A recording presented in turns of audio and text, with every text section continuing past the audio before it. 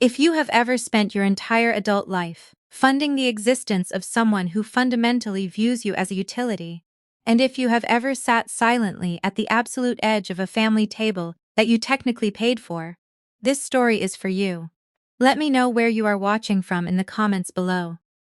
And remember, all names and identifying details have been changed, not because I am afraid of them, but because my attorneys insist on absolute precision when dealing with financial parasites.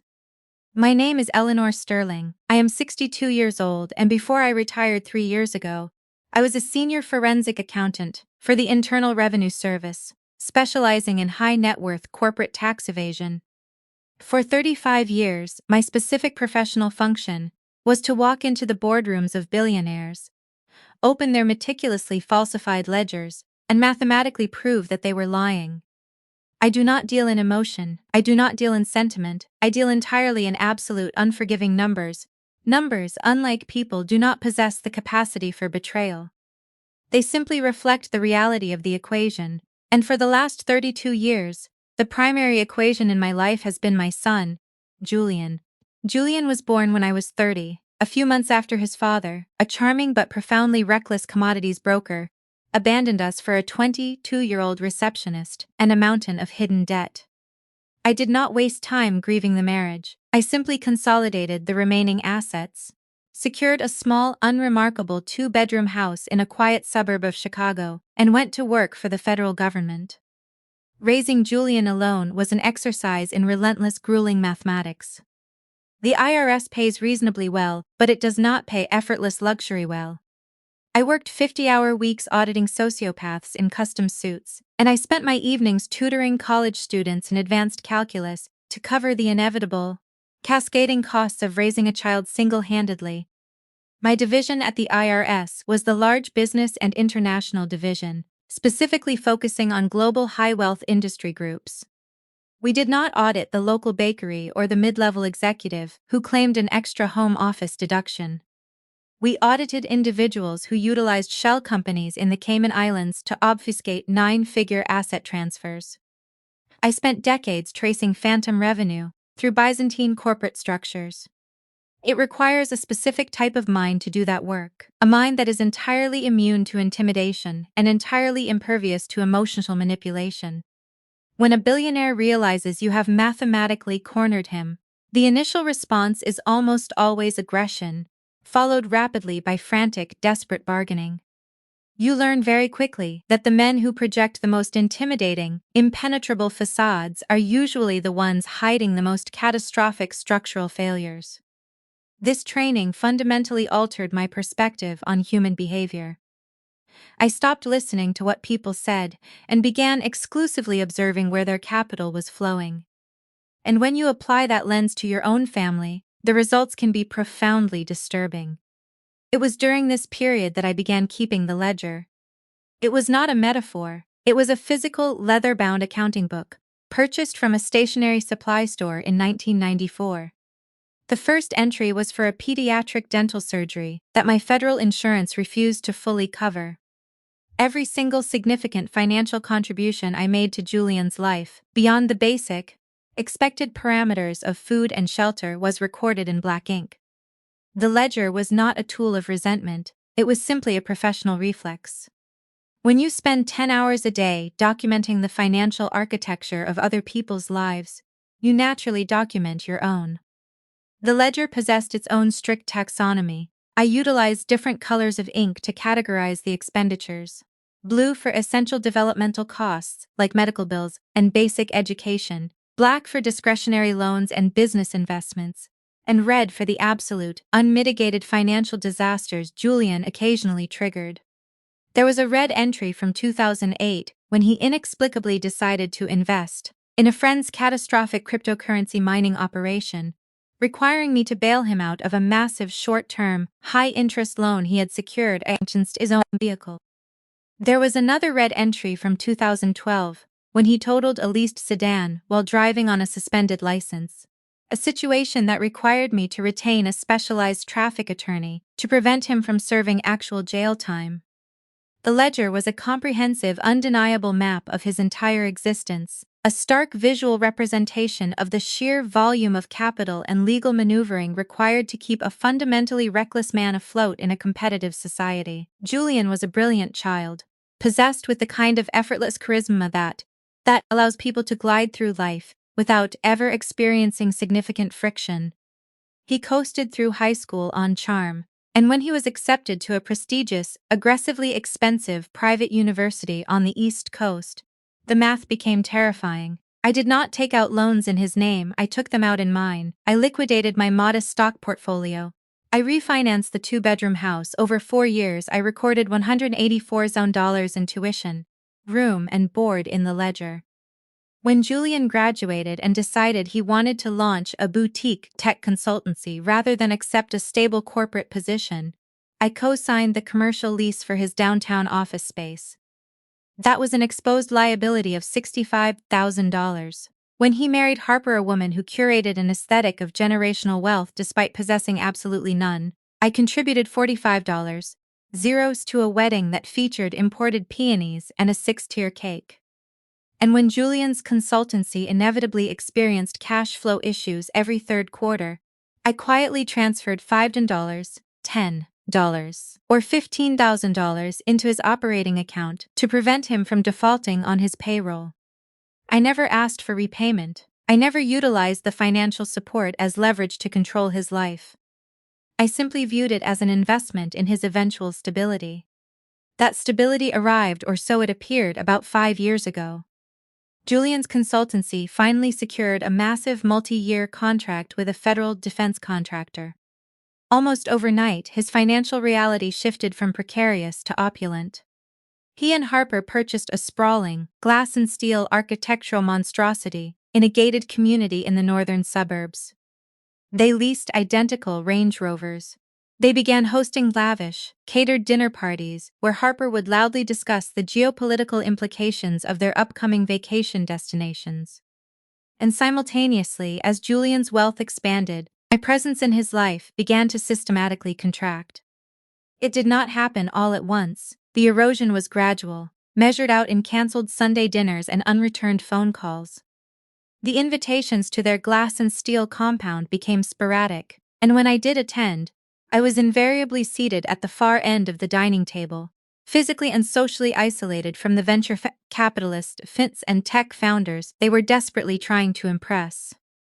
Harper was the primary architect of this exclusion. Harper was a creature of pure, unfiltered ambition, entirely focused on ascending the social hierarchy of the North Shore elite. I was a 62-year-old retired IRS accountant who drove a 9-year-old Toyota Camry and wore practical, sensible blazers. I did not fit the aesthetic. I was an inconvenient reminder that Julian's success was not entirely self-generated. But Harper was merely the facilitator. The true parasite in the equation was her mother, Vivienne. Vivienne was a 68-year-old high-end real estate broker who hadn't closed a significant deal in a decade. She was a woman who lived in a permanent state of manic, aggressive denial regarding her own financial insolvency. Her real estate license was functionally decorative.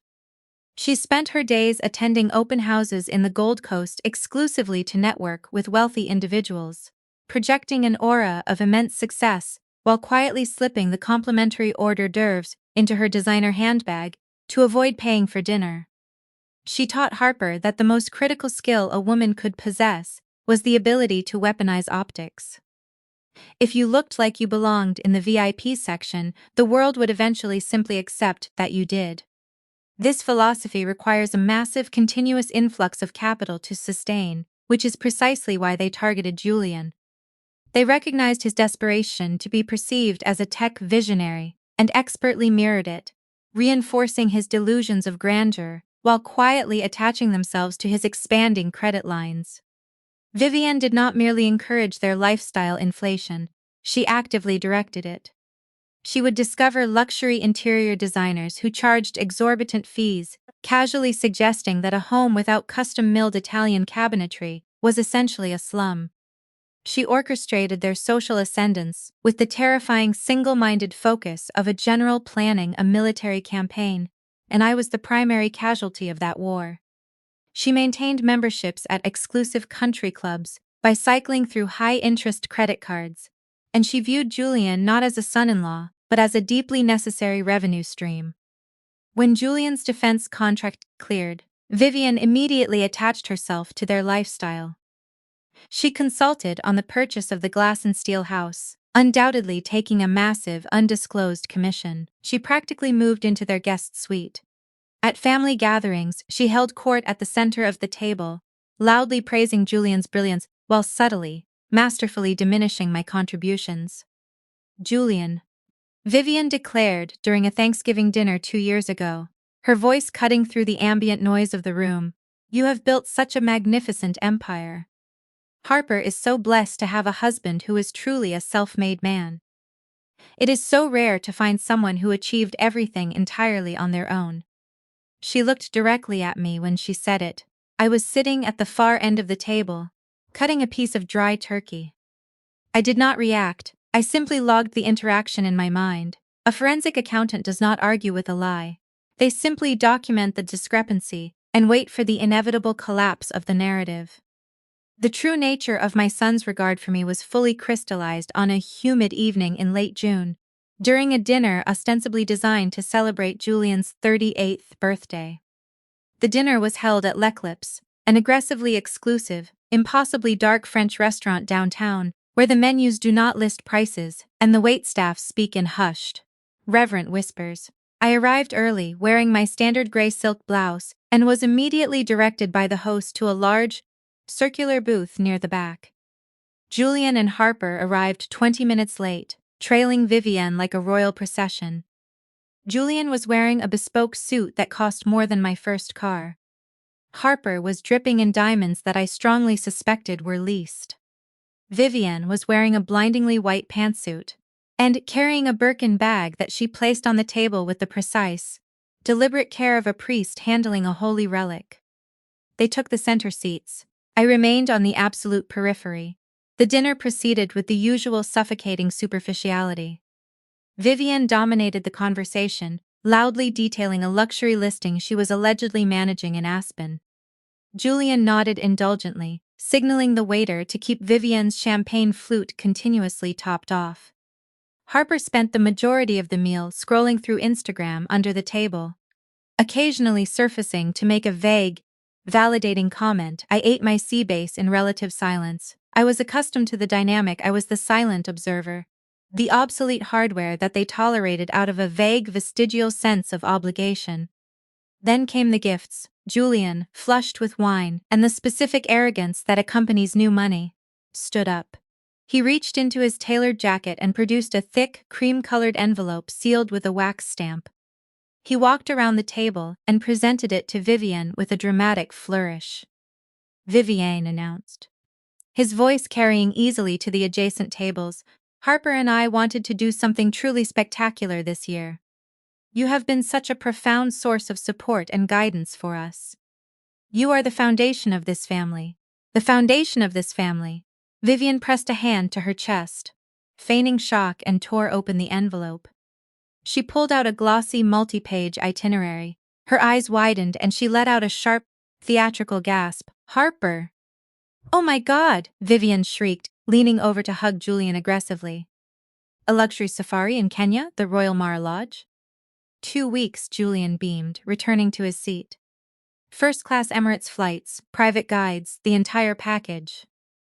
It's the least we could do for everything you bring to our lives. I watched this exchange with the detached, clinical precision of an auditor reviewing a fraudulent expense report. A first-class 2-week safari at the Royal Mara Lodge including Emirates flights is not a minor expenditure. It is a $25,000 baseline commitment, likely pushing $30,000 once you factor in the bespoke excursions and the inevitable luxury gear Vivian would demand. Julian, my son, had just casually dropped $30,000 on a woman who contributed absolutely nothing to his existence, other than sycophantic validation. Now, Julian said, turning to me. He did not stand up this time. He simply reached into his front pocket and pulled out a small, brightly colored rectangle of thick paper. He slid it across the white linen tablecloth. It stopped inches from my water glass. Mom, Julian said, offering a tight, perfunctory smile. I grabbed this on the way here, figured you could use a little excitement, try your luck. I looked down at the table. It was a scratch-off lottery ticket. It was aggressively yellow, emblazoned with the words Mega Multiplier. In the bottom right corner, printed in small black ink, was the price $5. A $25 $1,000 African safari for the mother-in-law, a $5 piece of cardboard purchased at a gas station for the mother who had funded his entire existence. The disparity was not merely an insult. It was a mathematical declaration of my exact value in his personal ledger. Julian, Harper chided softly, though she was smiling. You shouldn't have given it to her at the table. She probably won't even scratch it. Thank you, Julian, I said. My voice was perfectly even, entirely devoid of inflection. I picked up the ticket, placed it in my leather handbag, and closed the clasp with a sharp, definitive click. I did not cause a scene. I did not throw the ticket back in his face. I did not launch into a dramatic recitation of the $184.00 intuition I had paid, or the $65,000 lease I had co-signed. Emotional outbursts are the tactics of the powerless. When a forensic accountant discovers a massive, catastrophic discrepancy in a ledger, they do not scream at the CEO. They quietly close their briefcase, return to their office, and begin drafting the indictment. I finished my dinner, I politely declined dessert, I paid the valet, got into my Toyota Camry, and drove the 45 minutes back to my quiet suburb. When I walked into my house, I did not turn on the television. I did not pour myself a glass of wine. I walked directly to the small desk in my home office, turned on the brass reading lamp, and retrieved the ledger from the bottom drawer. I opened the book to the most recent page. I picked up my favorite black fountain pen. June 18th, I wrote, Julian's 38th birthday dinner. Gift to Vivienne, $25 safari. Gift to Eleanor, $5 lottery ticket. I stared at the entry for a long time. The ink dried, settling into the heavy paper. The math was finally, irrevocably finalized. The equation was closed. My son did not love me. He simply possessed a fading, obligatory tolerance for the woman who used to be his primary source of funding. I reached into my handbag and pulled out the yellow scratch-off ticket. I am not a woman who believes in luck. I believe in probability, standard deviation, and statistical variance. The odds of winning a significant prize on a $5 state lottery ticket are roughly 1 in 3 million. It is a tax on the mathematically illiterate. But I was sitting at my desk, and I had a silver quarter sitting in the pen tray. I picked up the quarter. I scraped the silver foil off the first row. Nothing, a scattering of mismatched numbers. I scraped the second row. Nothing, I scraped the third row. The foil flaked away, revealing 3 identical symbols. A small, stylized vault. Beneath the 3 vaults, printed in bold, undeniable black ink, was the prize amount. $212. Sawad. I stopped breathing. The ambient hum of the refrigerator in the kitchen suddenly sounded like a jet engine. I did not scream. I did not jump out of my chair. I am a woman who has stared at ledgers containing billions of dollars in fraudulent transactions. I know how to process massive numbers without losing cognitive function. I picked up my reading glasses. I put them on. I examined the ticket under the harsh light of the brass lamp. I checked the serial number. I checked the security microprinting. I checked the specific alignment of the stylized vaults. It was authentic. It was not a misprint. It was a flawless, legitimate, jackpot-winning ticket. I sat in absolute silence for 20 minutes. My son, in an act of profound, arrogant dismissal, had handed me a $5 piece of cardboard because he couldn't be bothered to spend more than 3 seconds thinking about my existence. And in doing so, he had accidentally handed me $250 million. The profound, lethal irony of the situation settled over me like a heavy silk cloak. I did not immediately call Julian to tell him the news. That is the reaction of someone who seeks validation from their abuser. Instead, I turned the ticket over and read the fine print on the back regarding claim procedures. Then, I opened the bottom drawer of my desk and retrieved a heavy-duty, fireproof document bag. I placed the ticket inside, sealed it, and locked the bag in my floor safe. I had exactly 180 days to claim the prize. I did not need the money tomorrow. I needed a strategy. The next morning at precisely 8 a.m. I called Marcus Thorne. Marcus is a former federal prosecutor who left the Department of Justice 10 years ago to start a boutique, hyper-aggressive wealth management and asset protection firm in Chicago. We had crossed paths numerous times during complex tax evasion trials. He is a man who views the law not as a shield but as a scalpel. Eleanor, Marcus answered, his voice a low gravelly hum. To what do I owe the pleasure? Have you finally decided to unretire and help me dismantle a hedge fund? No, Marcus, I replied, my voice perfectly level. I require your services. I need to establish an irrevocable blind trust LLC with absolute anonymity protocols. I need it established in a jurisdiction with the most aggressive privacy shielding available in the United States. A blind trust, Marcus repeated, the professional curiosity instantly replacing the casual banter. Anonymity protocols, Eleanor, what exactly are we shielding? $212 million, I said. There was a profound, heavy silence on the other end of the line. I could hear Marcus shifting in his leather chair. I will clear my afternoon, Marcus said softly. My office, 2:00 p.m. Bring the underlying asset. For the next 4 weeks I lived a dual existence. Externally, nothing changed. I continued to drive my Toyota Camry. I continued to wear my sensible blazers. When Julian called, which happened exactly twice during that month, both times a rushed 3-minute conversation where he did all the talking, I responded with my usual quiet demeanor. When Harper texted me a photograph of Vivian shopping for safari gear at a luxury boutique, I replied with a simple thumbs-up emoji. Internally, I was orchestrating a massive, undetectable financial mobilization. Marcus established Aegis Vanguard Holdings LLC in Nevada, utilizing a labyrinthine structure of corporate proxies and registered agents that made it legally impossible to trace the entity back to my name. We processed the winning ticket through the LLC. The State Lottery Commission confirmed the validity of the ticket, withheld the massive federal and state tax obligations, and quietly wired the remaining lump sum payout, approximately $141 million, directly into the encrypted accounts of Aegis Vanguard Holdings. The money was real. It was sitting in a network of high-yield institutional accounts, generating thousands of dollars in interest every single day. And Julian had absolutely no idea. I utilized those 4 weeks to observe them. When you possess an overwhelming, secret advantage, the behavior of the people around you becomes starkly illuminated. They were utterly consumed by their own performance. Julian's social media feeds were a relentless barrage of curated success. He posted photos from exclusive golf courses, tagged at luxury steakhouses, constantly projecting the image of a man who controlled the universe.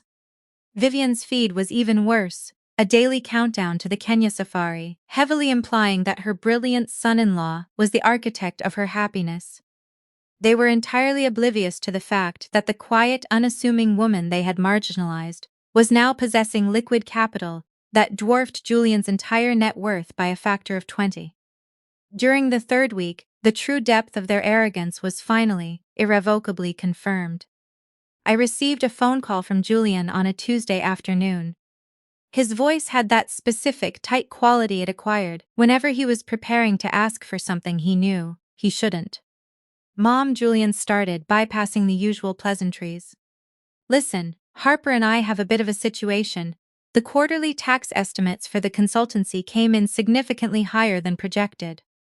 We're facing a temporary liquidity crunch until the next defense contract payment clears in August. I held the phone to my ear, remaining completely silent. I know it's a big ask, he continued, the words rushing out now, but could you float me a short-term loan? Just 25 grand to cover the gap. I'll pay you back with interest the second the contract clears. 25 grand, I stared at the wall of my quiet, unremarkable living room. He had just spent exactly that amount, 25 zeros, funding a luxury safari for his mother-in-law. And now, less than 3 weeks later, facing a tax shortfall that any competent business owner should have projected months in advance, he was calling the woman he gave a $5 scratch-off to, demanding she bridge the gap. He didn't view me as a mother, he viewed me as a zero-interest, unconditional line of credit. Julian, I said, my voice dropping into the cold, clinical register I used during federal audits. You are asking me for $25,000 to cover a tax liability you failed to anticipate. It's just a temporary cash flow issue, Mom, he said defensively. It happens to everyone. It does not happen to everyone, I corrected him. It happens to people who prioritize discretionary luxury expenditures over their mandatory tax obligations. You spent $25,000 on a safari for Vivian 3 weeks ago. There was a sharp, uncomfortable silence on the line. That's different, Mom, he snapped, the entitlement finally breaching the surface. That was a planned gift. This is an unexpected business expense. Look, do you have the money or not? I looked at the secure banking app open on my laptop screen. The current liquid balance of Aegis Vanguard Holdings was 140 fun, 642, 890. 12. No, Julian, I said calmly. I do not have the money. Fine, he bit out. I'll figure it out myself. Thanks anyway. He hung up. He didn't call back to apologize. He didn't text. He simply vanished. Exactly as he always did when the ATM refused to dispense cash. That was the absolute final confirmation I required. The experiment was concluded. The data had been collected, the variables analyzed, and the conclusion was mathematically undeniable. I picked up my phone and called Marcus. Marcus, I said, the holding pattern is over. We are initiating the final phase. Excellent, Marcus replied, the predatory hum returning to his voice. How do you wish to proceed? I want to host a dinner, I said, looking at the ledger sitting on my desk. A very specific dinner, and I require your physical presence. Bring the documentation for the charitable trusts. A dramatic reveal, Eleanor. Marcus chuckled. That doesn't sound like you. It is not a dramatic reveal, Marcus, I corrected him. It is an audit, and the subjects are about to realize they are entirely insolvent. The dinner was scheduled for the following Saturday. I selected a private dining room at the Sovereign, an establishment significantly more exclusive and intimidating than the French restaurant Julien favored. The Sovereign does not allow photography, enforces a strict dress code that precludes the flashy, logo-heavy attire Julien preferred, and features heavily soundproofed mahogany walls. It is a room designed for high-level corporate negotiations and brutal financial divestitures. I arrived precisely 20 minutes early. I wore a tailored navy suit, the exact suit I wore when I deposed the executives of the hedge fund that ultimately collapsed under federal indictment. Marcus arrived 10 minutes later, carrying a sleek leather briefcase and projecting the terrifying, calm authority of a man who dismantles empires for a living. We sat at the head of the long, polished mahogany table. The room was fiercely air-conditioned, maintaining a crisp, clinical temperature that perfectly suited the impending execution of the audit. Marcus had spent the previous afternoon finalizing the massive legal barricades that would permanently insulate me from any retaliatory actions. He had reviewed Julian's public corporate filings and quickly deduced exactly how precarious the consultancy actually was. He is operating on a razor's edge, Eleanor, Marcus had informed me, reviewing a printout of Julian's federal vendor registration. His debt-to-equity ratio is terrifying. He is one missed quarterly tax payment away from a complete structural collapse. I had internalized that information with the cold detachment of a surgeon reviewing an X-ray. It confirmed everything I already knew. Julian was not a titan of industry. He was a terrified man frantically bailing water out of a sinking ship while wearing a bespoke suit. And he had chosen to hand the only person capable of supplying a life raft a $5 piece of cardboard. I placed the ledger on the table directly in front of me, perfectly aligned with the edge. Next to it I placed a small, pristine white envelope containing the scraped $5 scratch-off ticket. Julian, Harper, and Vivian arrived exactly 7 minutes late. They were flustered, disoriented by the heavy, silent atmosphere of the Sovereign, and clearly uncomfortable with the fact that they were not dictating the terms of the engagement. Julian stopped in the doorway when he saw Marcus. His arrogant swagger faltered, replaced by a sudden, sharp wariness. A man who runs a tech consultancy recognizes a high-powered corporate attorney when he sees one. "Mom," Julian said, his eyes darting between me and Marcus. "What is this? Who is he?"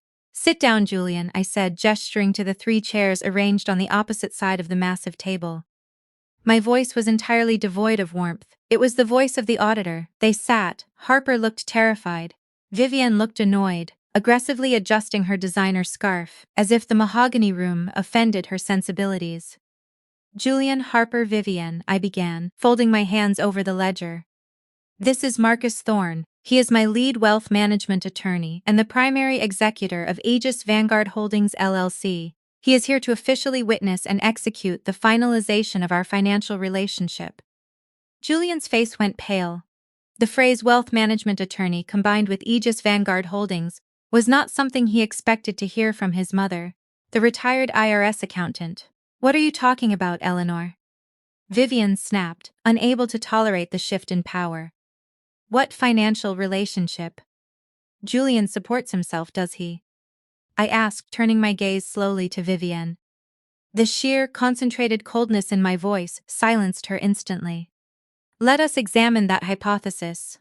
I opened the ledger. The heavy pages fell open to the summary sheet I had meticulously drafted that morning. For 32 years, Julian, I said, my voice echoing slightly in the soundproof room, I have operated as your primary, unacknowledged line of credit. I have subsidized your existence, funded your ambition, and consistently bailed you out of the consequences of your own arrogance. Mom, stop, Julian hissed, glancing nervously at Harper, who looked entirely confused. You don't need to do this in front of a stranger. Marcus is not a stranger. Marcus is the architect of my new reality. I corrected him. And I do need to do this, because 4 weeks ago at your birthday dinner, the final accounting was completed. I looked down at the ledger, tracing the numbers with my pen. I have spent $184,000 on your university tuition. I co-signed a $65,000 commercial lease for your failing consultancy. I contributed $45 to a wedding designed entirely to impress people who do not actually care about you. And over the last decade, I have quietly transferred exactly $142,000 in short-term operating capital to prevent your business from collapsing under the weight of your own financial mismanagement. Harper turned slowly to look at Julian. Her curated aesthetic of effortless wealth was suddenly shattering. Julian, she whispered, what is she talking about? You said the business was fully capitalized. You said you never took money from her. Julian didn't look at his wife. He was staring at the ledger. His jaw clenched so tightly the muscle twitched. A total of 436,000, I stated, closing the ledger with a sharp, definitive snap. That is the total amount of capital I have injected into your life since you turned 18. Now, let us examine your contributions to mine. I reached for the pristine white envelope. I opened it and extracted the yellow scratch-off ticket. I slid it across the mahogany table. It stopped precisely in the center, directly under the soft, recessed lighting. 4 weeks ago, I said, my voice dropping into a deadly, perfectly articulated whisper. You purchased a $25,000 luxury safari for Vivienne. And you handed me a $5 scratch-off ticket. Vivienne shifted uncomfortably, avoiding my gaze. Julian stared at the yellow ticket on the table as if it were a venomous snake. You did not hand me that ticket because you thought I would win, I continued. You handed it to me because it required absolutely no thought, no effort, and no financial sacrifice. It was a physical manifestation of your total disregard for my existence. It was a joke, Mom, Julian finally erupted, his voice cracking with panic. It was just a silly gift. You're making a massive deal out of a piece of cardboard. I am making a massive deal out of it, I said, leaning forward slightly, because I scratched it. The room went entirely, completely silent. The only sound was the faint hum of the air conditioning. I held Julian's gaze. I did not blink. I scratched the ticket, Julian, and I won. Julian stopped breathing. Harper's eyes widened in sheer, unadulterated shock. Vivienne froze, her hand halfway to her wineglass. You won? Julian stammered, the arrogance completely vanishing, replaced by a desperate, frantic calculation. How much? 1,000, 10,000. I didn't answer. I simply looked at Marcus. Marcus, moving with the terrifying precision of a predator, unlatched his leather briefcase. He extracted a single, heavily redacted document from the Nevada State Lottery Commission. He slid it across the table to Julian. Julian picked it up, his hands were shaking. He read the number. He read it again. All the blood drained from his face. He looked like a man who had just stepped off a cliff and realized there was no safety net. 200. Julian choked on the words, unable to force them out of his throat. $212 million. Harper let out a sharp, genuine scream. She covered her mouth with both hands, staring at me as if I had suddenly transformed into a deity. Vivienne actually dropped her wine glass. It shattered against the thick carpet, the red liquid blooming like a stain, but she didn't even notice. She was staring at the document in Julian's hands, her eyes wide with a terrifying absolute greed. 212 million, I confirmed softly. Post-tax, it resulted in a lump sum of approximately $141 million. It is currently secured in high-yield anonymous institutional accounts managed by Aegis Vanguard Holdings. Mom, Julian gasped, tears actually forming in his eyes. The sheer, overwhelming reality of the number was breaking his psychological architecture. Mom, that's unbelievable. That changes everything. We can pay off the house. We can expand the consultancy, Harper. Do you hear this? Stop. The word cracked through the room like a gunshot. Julian froze, his mouth half open. You misunderstand the situation, Julian, I said, my voice cold, precise, and entirely devoid of mercy. There is no we. You are not paying off your glasshouse. You are not expanding your consultancy. I looked directly at him, watching the desperate hope die in his eyes. 3 weeks ago, I continued, knowing you had just spent $25,000 on a safari for Vivienne, you called me and demanded a $25 loan to cover your taxes. You treated me exactly as you always have, as a resource to be exploited. You did not know I had $141 million in the bank. You thought I was still just your retired mother, scraping by on a federal pension. And when I said no, you vanished, Mom. I was stressed. Julian pleaded, desperation leaking into his voice. The taxes were crushing me. I didn't mean to snap at you. Your stress is not my liability, I stated. Your financial mismanagement is not my obligation. For 32 years, I funded your potential, but your potential revealed itself to be nothing more than profound, staggering arrogance. I turned to Marcus. Marcus, present the foundation documents. Marcus extracted a thick, professionally bound portfolio and set it on the table. He did not hand it to Julian, he simply opened it, displaying the heavy, watermarked legal paper. This, I announced, is the Eleanor Sterling Foundation. It has been capitalized with an initial endowment of $100 million. Harper whimpered. It was a pathetic, involuntary sound. Vivienne looked physically ill, her manicured hands gripping the edge of the mahogany table. The foundation is structured as an irrevocable charitable trust, Marcus explained, his deep voice carrying the absolute finality of the law. The board of directors consists entirely of independent, appointed trustees. The primary mandate of the foundation is the aggressive funding of forensic accounting scholarships for underprivileged women, and the provision of massive systemic grants to single-mother support networks in the greater Chicago area. The scholarship program is specifically designed to identify women who possess a high aptitude for mathematics and an unyielding psychological resilience, providing them with full tuition, housing, and immediate placement within elite federal auditing programs upon graduation. We are not simply handing out checks. We are weaponizing an entire generation of women with the specific financial literacy required to dismantle the corporate structures that typically marginalize them.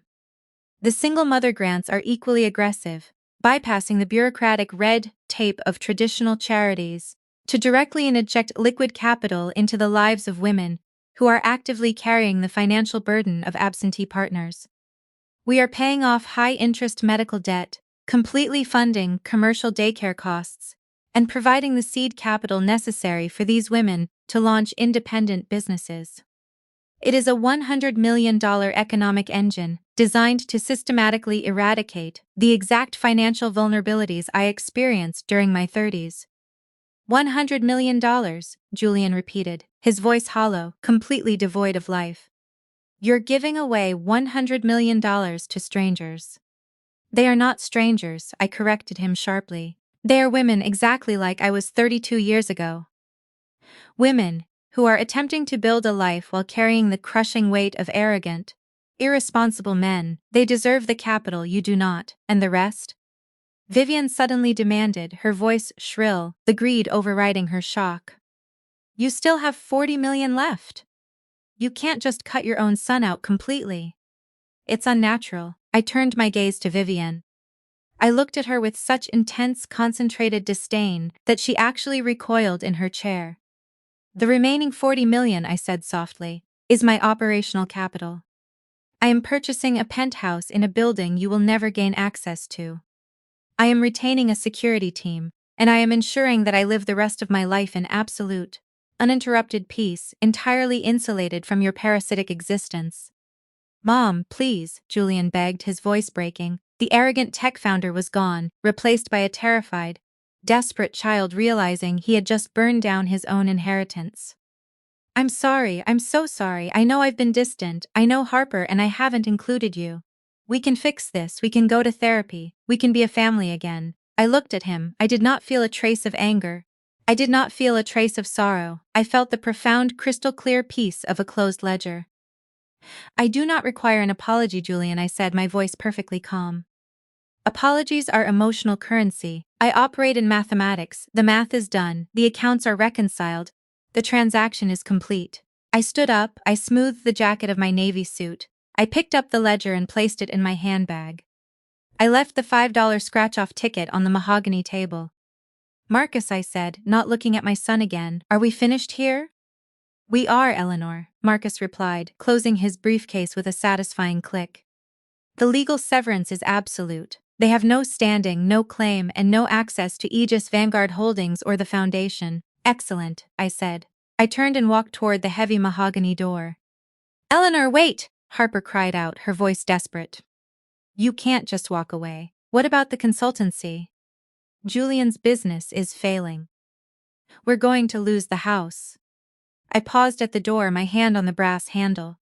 I did not turn around. Then I strongly suggest, I said, my voice cold and hard as diamond, that Vivian cancels her luxury safari and liquidates the tickets. You are going to need the capital. I opened the door and walked out into the corridor. Marcus followed me, his footsteps silent on the thick carpet. Behind us, in the soundproof room, the silence was absolute. There was no screaming, no arguing, just the sheer, suffocating realization of complete and total financial destruction, orchestrated by the woman they had dismissed as irrelevant. The air in Chicago that night was crisp and cool.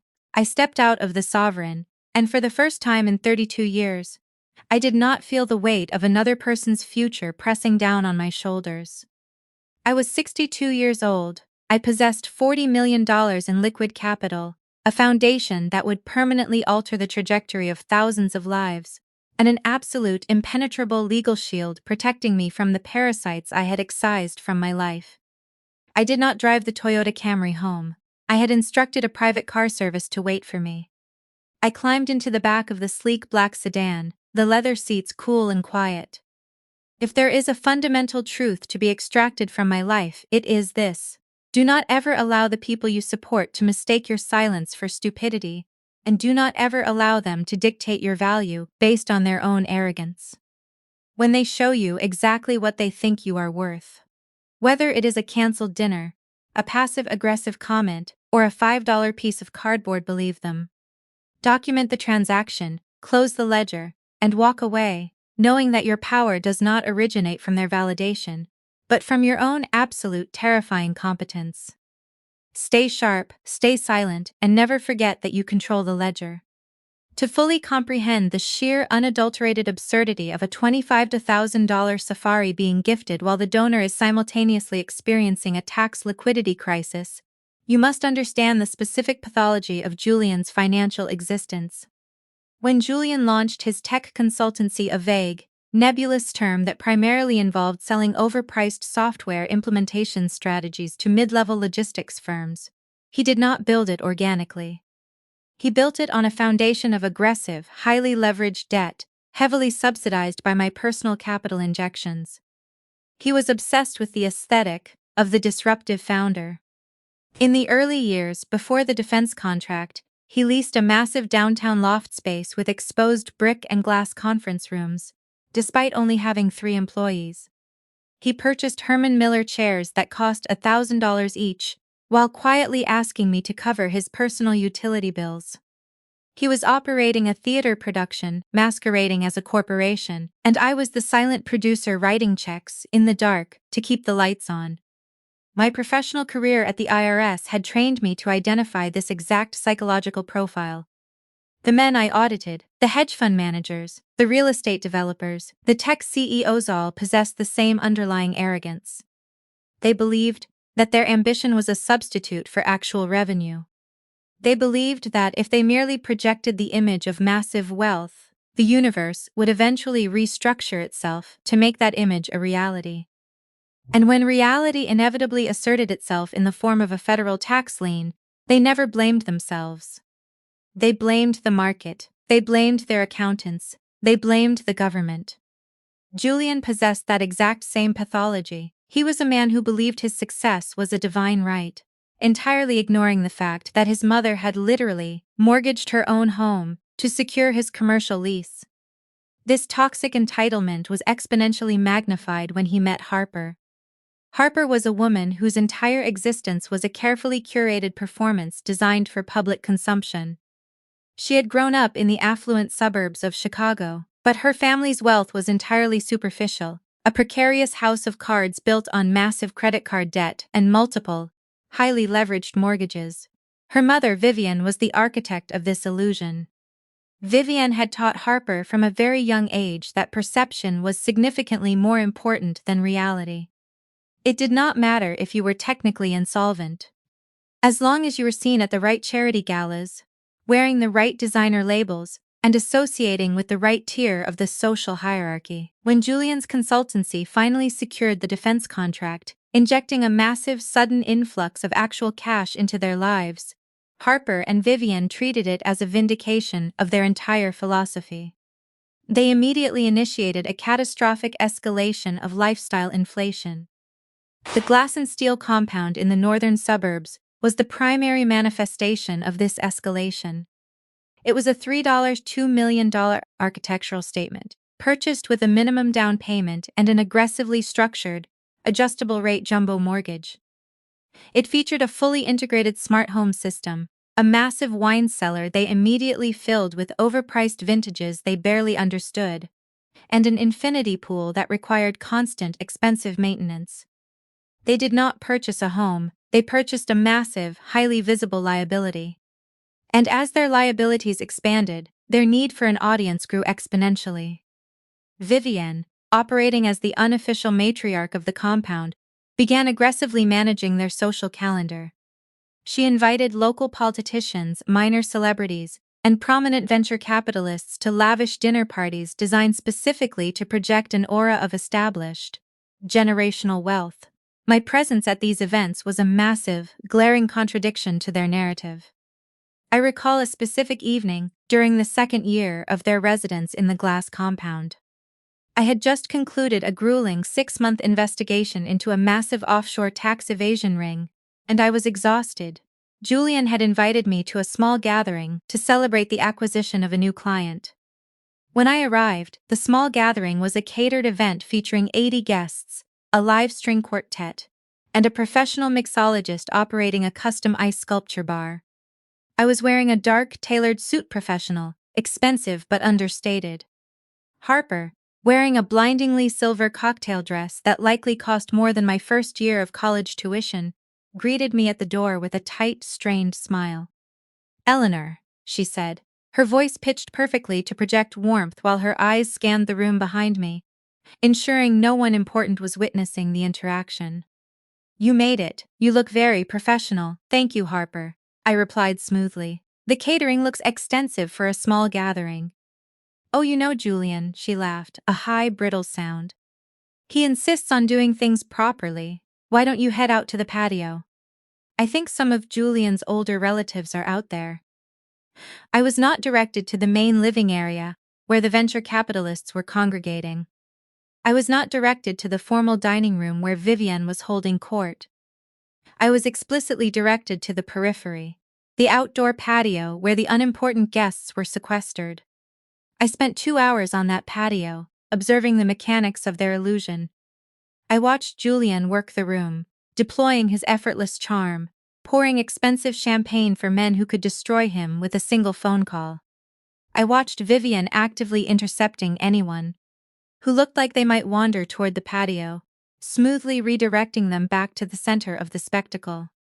They were performing, and I was the stagehand. They were desperately trying to hide behind the curtain.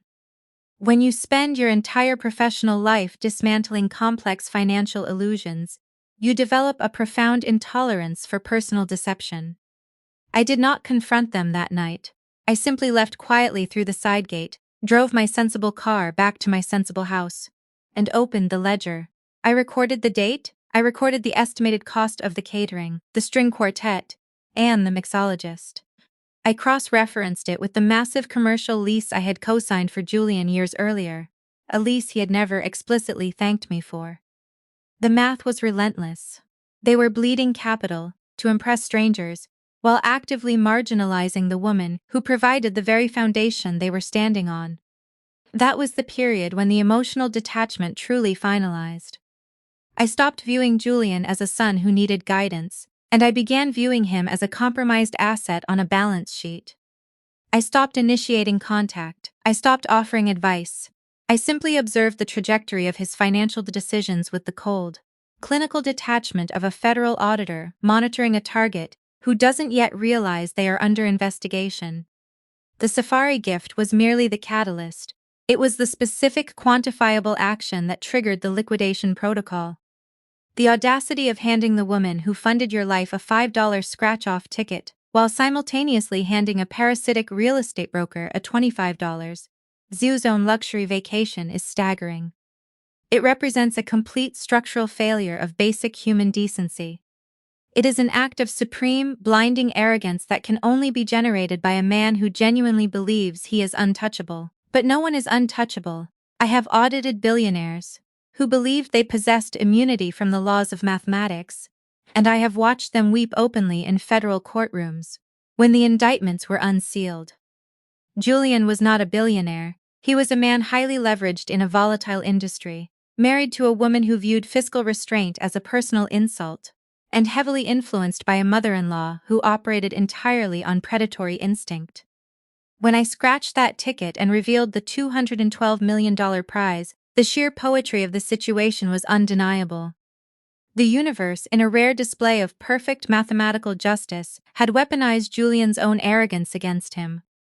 He had attempted to dismiss me with a worthless piece of cardboard, and in doing so, he had handed me the absolute, ultimate power to define the rest of my existence entirely on my own terms.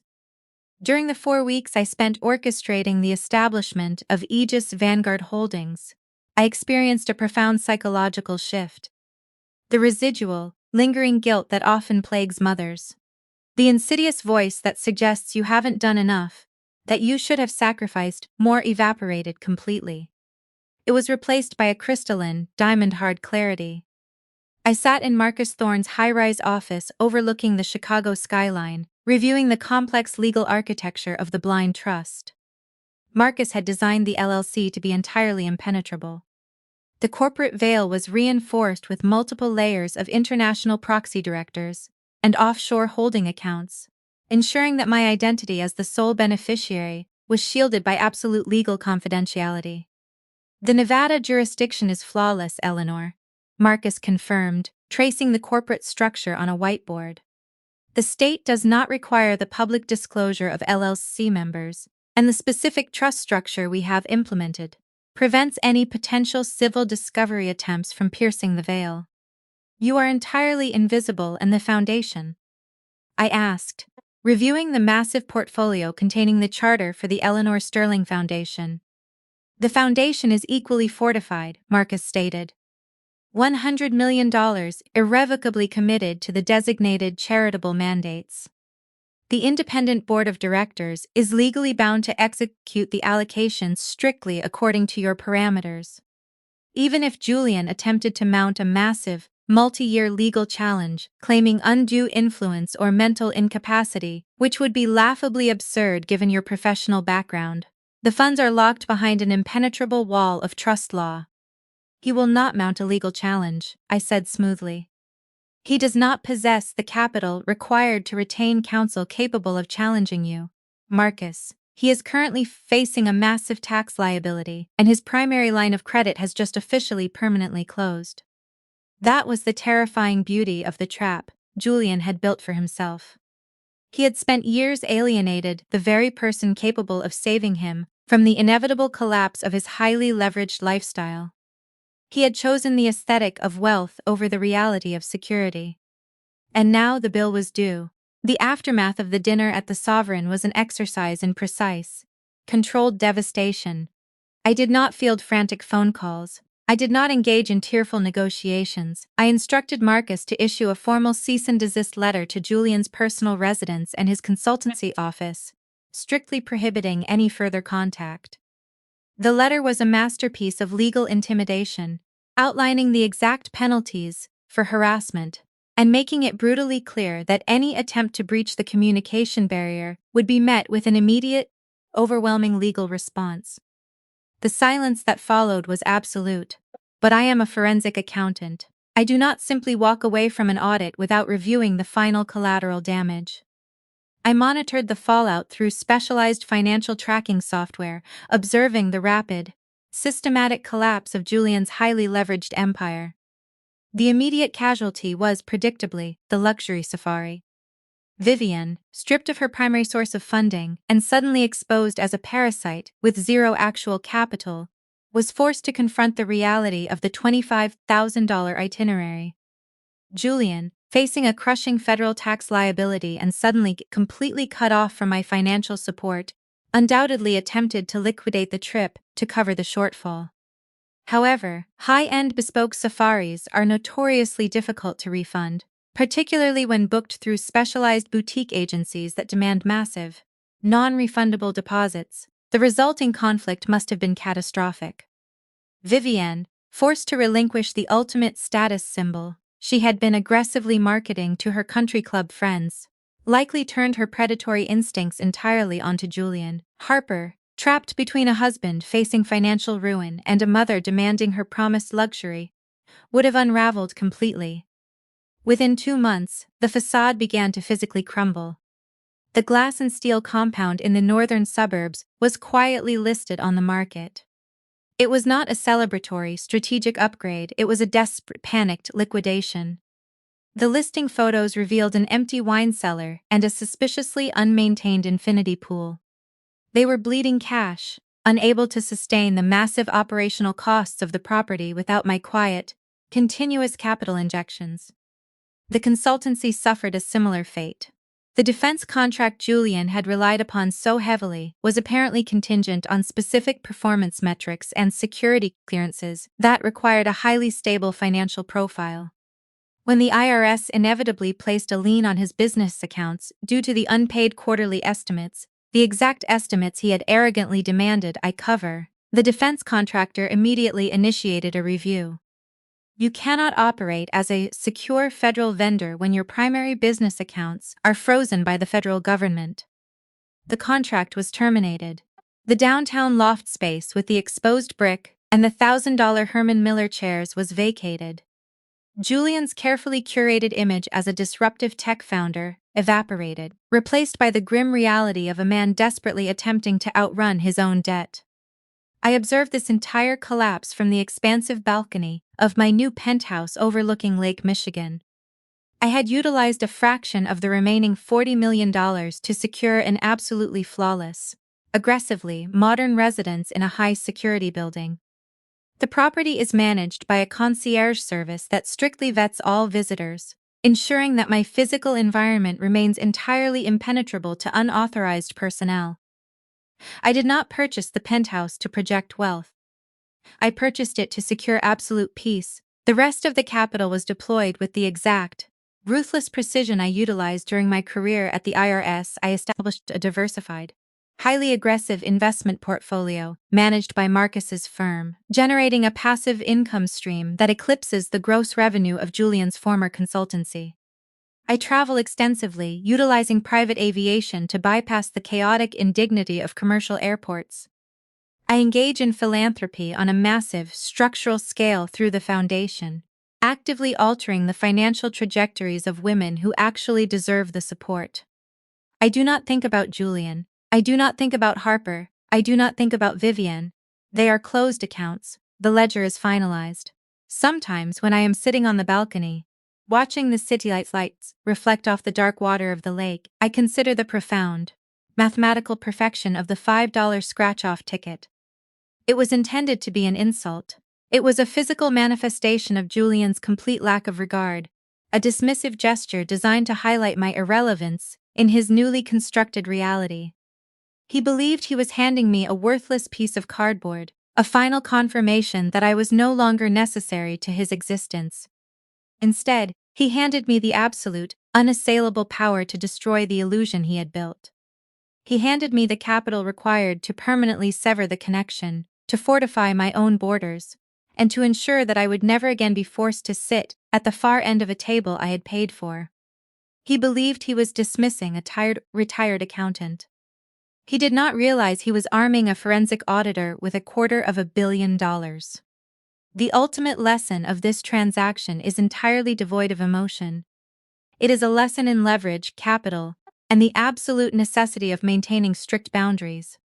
Do not allow entitled individuals to utilize your resources to build an empire that actively excludes you. Do not subsidize the arrogance of people who view your generosity as an obligation. And when they finally reveal their true nature, when they hand you the $5 scratch-off ticket, while actively funneling your capital to parasites, do not react with anger. React with mathematics, document the transaction, consult your legal counsel, secure your assets behind impenetrable corporate structures. And then, execute the final divestiture with the cold, unforgiving precision of a federal audit. Let them live in the reality they actually built, not the illusion you were quietly funding. Thank you for listening to my story. If you have ever been forced to close the ledger on a toxic relationship, or if you simply appreciate the flawless execution of a massive financial restructuring, please subscribe to the channel, like this video, and share it with a woman who needs a reminder of her own absolute power. Let me know in the comments, what was the specific action that finally forced you to initiate the liquidation protocol in your own life? I read every single comment. Until next time, stay sharp, stay silent, and never leave your capital exposed to those who do not respect the math.